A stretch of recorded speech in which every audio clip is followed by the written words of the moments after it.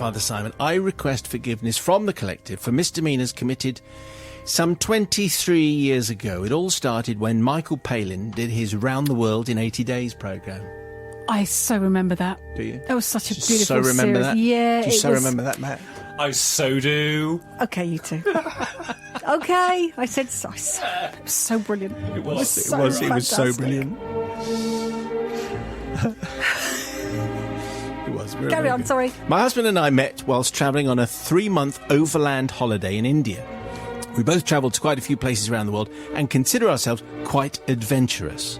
So when he proposed to me on the 3rd of December 1992, we naturally wanted to go somewhere exotic for our honeymoon. Istanbul was the place of choice, and we stayed in the Hotel Semengen, a converted old Ottoman house in the old quarter of Istanbul. Very authentic, we thought. We looked forward to bartering in the spice market and eating genuine Turkish delight, which is nothing like the stuff you buy over here, and seeing the sights of the Hagia Sophia and the Bosphorus. The hotel was next to a railway station, and on our first night at precisely 4:05 a.m, a train whistled past and rattled the walls and the floor of our room. Then another went past at 10 minutes past 4, and then another at 15 minutes past 4, and so on. You get the picture. At least we can say that the earth literally moved. The following day we toured this wonderful city. Now, having watched Michael Palin travelling around Turkey, we decided that we absolutely must have a Turkish bath. Okay. As it happened, the hotel had a hammam, which is a Turkish bath, in the basement, so we booked a session at reception, and on the designated day we went down to have our Turkish experience. As we entered, we were given a smallish checkered cloth folded on top of a fluffy white towel. That was the Orb, wasn't it? They did that. Just one. Very good. And we were told to put our clothes into a locker. Well, I think they had one each. Just one towel. Share one, one towel. Should we keep our swimming costumes on? My new husband asked. Good heavens, no, I said. Remember Michael Palin showing his buttocks on the BBC? Yes, of course. Yes. We all remember that, yeah. No, we wouldn't be laughed at, I declared boldly. Do you remember that? I do remember it, yeah. I should mention that my husband is very shy and would not normally entertain this type of thing. But being my new husband and wanting to keep the peace, he decided to strip naked and wrap the fluffy white towel around his waist. I did the same, wrapped the towel at the top, covering my indignity.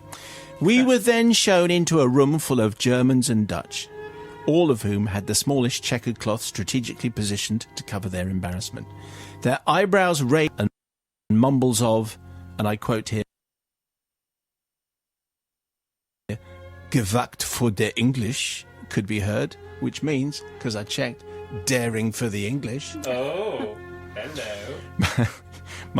My husband shot me a glare I will never forget. We decided there and then that we would not go into the chamber alone. We were definitely going to go in together. So into the marble-clad room we both went, and we met our young hammam wearing his checkered cloth around his waist. I think that's what they all do. First, he buffed and washed my husband thoroughly.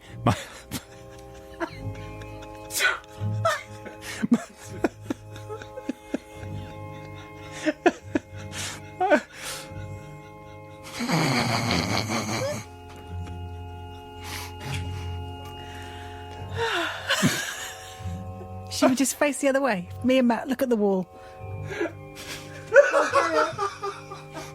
I rehearsed this and everything.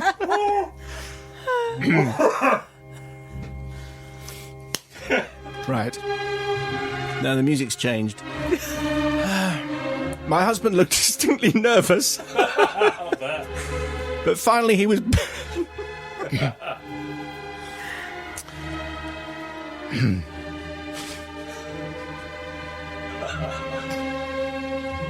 Should we read it? Have we got one we did earlier? Finally... I'll just go fast. Do it. Finally he was being rinsed and it was my turn. At last, I too had been scrubbed clean and we got up to leave. It's not like this at the golf club, my husband said. At this point, the hammam... This is the final point here. At this point, the hammam literally jumped onto the marble slab and said, and I quote, "Massage me massage, me massage." Steve and I looked at each other, thinking this might be the way of things here. I can't believe that we did this. But anyway, so we started soaping his body, trying to keep our arms as rigid and as far away as possible. "We didn't know this was part of the deal," I shouted. He just smiled. To say that we hurried the whole thing was an understatement, and we finished off with the largest, coldest bucket of water I could carry. We couldn't get out of there quickly enough. After that, we kept seeing the hammam around the hotel, who always winked at us. You don't want that, do you, really? So I don't seek forgiveness for my poor husband trying to impress me on our first married days together. He has surely made up for it since. Nor do I seek forgiveness from giving mixed messages to the hammam, who was obviously used to having guests arriving wearing the checkered cloth. But I seek forgiveness from the poor German and Dutch tourists who were subjected to our less than perfect naked bodies. I throw myself at your mercy. Well, that took at least 3 minutes longer than it should have done, for which I can only apologise. Anyway, there you go. It's another one of the stories with the Brits being surprised by what you have to do when you go abroad and when you get involved in that kind of thing with a fluffy towel. What do you say there, Sister Bobby? Well, I remember that series with Michael Palin. I remember thinking when I watched him have his Turkish, whatever it was, that there was no way that I would do that in the world ever. And it was a perfect example of watching a travel programme and learning what not to do. So I would say, Jackie, well done for your bravery, because there is no way that I would ever do that. It's interesting, because I suppose on your honeymoon you weren't really expecting no. that kind of... What's this hammam? What's this jumping on the slab saying massage me? I don't think that's part of the deal, is it? No, it was a bit of a surprise. So, Jackie, thank you for one of the best laughs in this studio ever. Of course, you're absolutely forgiven.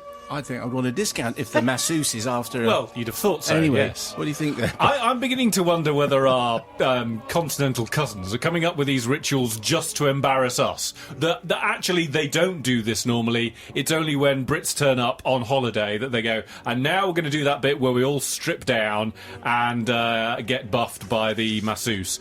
Because I can't believe that these kind of things happen. It only seems to happen when we go abroad and find ourselves getting thoroughly embarrassed. In the small checkered towel. Yes, and make sure we get the really small towels out, because you know what the Brits are like. So I am going to forgive, because if nothing else, as Bobby says, it is hilarious.